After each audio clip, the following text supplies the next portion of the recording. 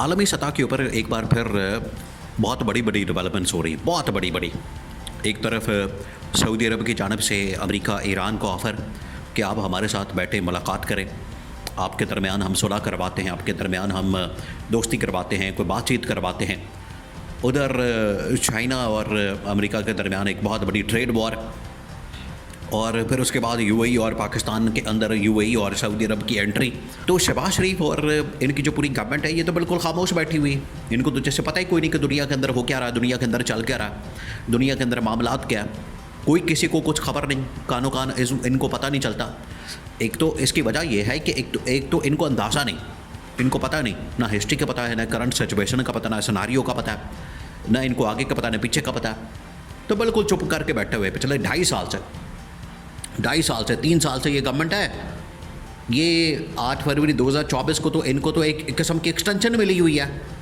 इससे पहले ये 2022 से बैठे हुए हैं और इन्होंने आज तक ना अफ़गानिस्तान के मामले के ऊपर बात की, ना इन्होंने कभी चाइना अमेरिका के मामले के ऊपर बात की, ना कभी फ़लस्तीन के ऊपर, ना कभी अरब ममालिक के ऊपर। इनके अंदर इतनी सलाहियत ही नहीं है कि ये बात कर सके। आखिरकार इस्टेब्लिशमेंट की जानिब से शहबाज शरीफ को डंडा दे के, इसहाक डार को भी, इस गवर्नमेंट को भी, इसहाक डार शहबाज शरीफ दोनों को डंडा दे के बेचा गया कि जाओ किसी मुल्क में जाके कोई काम धंधा करके आओ, कोई काम की बात करके आओ, कि सफारती लेवल के ऊपर मामला कोई सेटल करवा के आओ। जिसके बाद जो है वो इनकी दौड़ें लगी, इनको भागना पड़ा, इनको जाना पड़ा, क्योंकि उनको ये पता चल गया था, इनको ये अंदाज़ा हो गया था। देखिए इन्होंने उसी वक्त ये अंदाज़ा कर लिया था कि अगर हम भाग दौड़ नहीं करेंगे, अगर हम बिल्कुल चुप करके बैठ जाएंगे और हमारी जानिब से कोई ऐसी हरकत नहीं की जाएगी, हम बिल्कुल चुप करके बैठे रहेंगे और गवर्नमेंट के ऊपर बैठ के तो सिर्फ हम ओहदे एंजॉय करेंगे, गाड़ियाँ प्रोटोकॉल वगैरह एंजॉय करेंगे, तो ये सिर्फ जुमा 8 दिन का खेल है, फिर उसके बाद ख़त्म हो जाना है। क्योंकि जनरल आसिम का जो खिताब था उसके अंदर बड़ा वाज़ेह तौर पर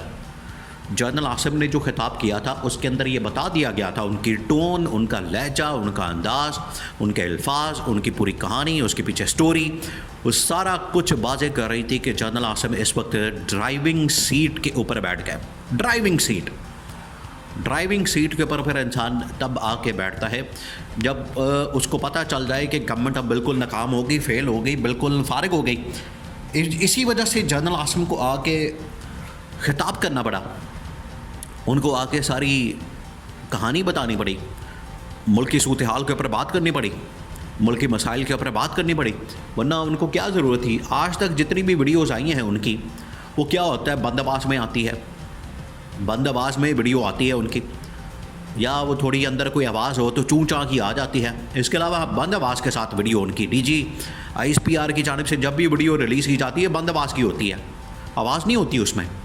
तो ये पहली मरतबा हुआ कि उनका जो खिताब है बाकायदा तौर पर रिलीज़ किया गया, उसके अंदर तमाम चीज़ें आवाज़ के साथ चला दी गई।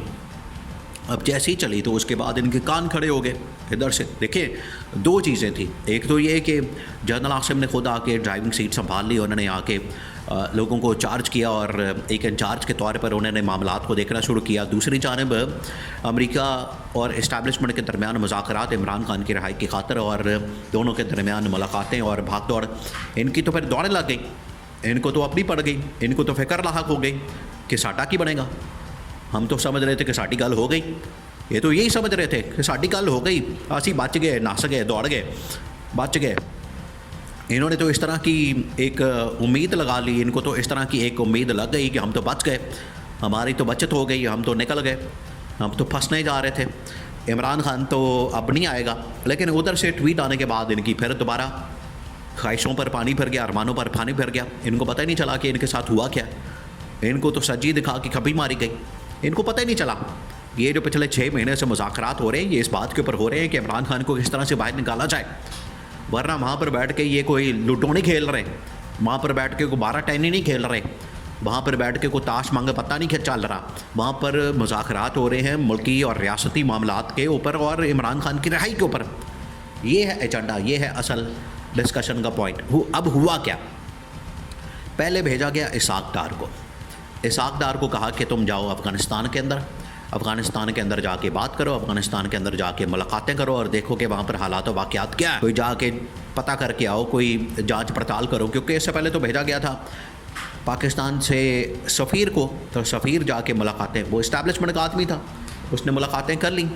اس کے بعد پھر اسحاق ڈار کو بھیجا گیا کہ تم جا کے دیکھو، خود جا کے ملاقات کرو اور رپورٹ کرو ہمیں آ کے. یہ اسحاق ڈار کو کہا جا رہا ہے. آپ لیول چیک کریں، آپ سوچیں 2 منٹ کے لیے کہ اسحاق ڈار کو اس کا باس کون باس ہے؟ جنرل عاصم اور اسٹیبلشمنٹ. وہ ان کو بھیج رہے، ساری بریفنگ دے کے، پوائنٹس دے کے، ان کو پوری اچی بچی بتا کے، ان کو سمجھا کے، ان کو پٹی پڑھا کے. ان کو تو سمجھانا پڑتا ہے، ایک ایک بات بتانی پڑتی ہے، کیونکہ پلے ان کے کچھ ہے نہیں. ویسے ہی وہ وزیر خارجہ بن گیا. وزیر خارجہ کو اس کا تجربہ ہی کوئی نہیں، اس کو پتہ ہی کوئی نہیں. وہ تو لوٹ مار کا ماہر ہے. وزارت لوٹ مار اگر ہوتی تو اس کا وزیر اس کو بنا دیتے اور وزیر لوٹ مار بن جاتا. اس کا تو وہ اس کو پتہ ہے. خزانے کے اوپر ایسے نہیں بیٹھتا، وہ خزانے کے اوپر سپا بن کے جب بیٹھ جاتا ہے، وہ اسی لیے نواز شریف، شہباز شریف، شریف خاندان نے اس کو اپنا گھر کا خاندان کا حصہ بنا لیا، اس کے ساتھ رشتہ داری بنا لی، کیونکہ ان کو پتہ ہے کہ یہ ہمارا بہتی ہے اور گھر کا بہتی لنکا ڈھائے یہ پھر آپ کو پتہ ہے کسی وقت بھی ہو سکتا ہے. انہوں نے پکڑ کے تو اس کو اپنے ساتھ ملا لیا، چورا نہ چور نہ لگے. تو پھر وہ کچھ نہیں، اس نے پھر کہاں جا کے اس نے کوئی بات کرنی ہے، تو پھر اس کو ڈنڈا دے کے بھیجا گیا، پہلے افغانستان جاؤ. اس کے بعد شہباز شریف کو بھیجا گیا کہ تم بھی باہر نکلو، جا کے دنیا کے ساتھ انٹریکشن کرو. یہ لوکا کے ساتھ ملنے کو چھوڑو، لوکا سے ہمیں کیا ملنا ہے؟ لوکا بیچارہ کو تو لکتا پھر رہا ہے. وہ تو غیر آئینی، غیر قانونی طریقے سے حکومت کے اندر آیا، نہ اس کے کوئی آگے نہ پیچھے، نہ اس کے پاس کوئی عوام کی سپورٹ، نہ حمایت. اور لوکا جو ہے وہ کچھا ٹی شرٹ پہن کے تو وہاں پر آپ سے ملاقات کرنے کے لیے آ گیا. آپ اس کی ویڈیو دیکھ لیں، پتہ لگ جائے گا آپ کو.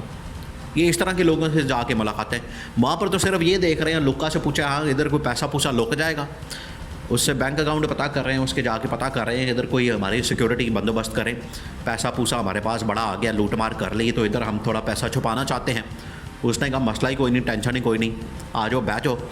تو یہ لوکا سے باہر نکلے. ان کو کہا ہے کہ ترکی کے پاس پہنچا، شہباز شریف کو بھیجا گیا کہ جاؤ ترکی میں جا کے ملاقات کر کے آؤ طیب اردوغان کے ساتھ، اسے بتاؤ عالم اسلام کی سچویشن کیا، دنیا کے اندر ہو کیا رہا. تو یہ مقصد اس کو پورا کا پورا جو ایجنڈا ہے وہ دے کر بھیجا گیا.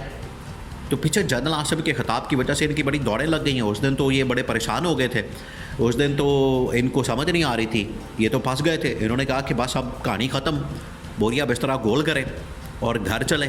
یہ تو سارے تیاری کر چکے تھے، پلان ہو گیا تھا، لیکن ابھی بھی کوئی زیادہ دیر نہیں ہے ان کے پاس. یہ سمجھتے ہیں کہ اب یہ تا قیامت یا تا حیات عہدوں کے اوپر رہیں گے. یہ مفادات کا کھیل ہے، اور جس وقت ان کا مفاد انٹرسٹ ختم ہو گیا، امریکہ نے ڈنڈا دے دیا، اس دن اس کی حکومت جو ہے فارغ ہو جائے گی.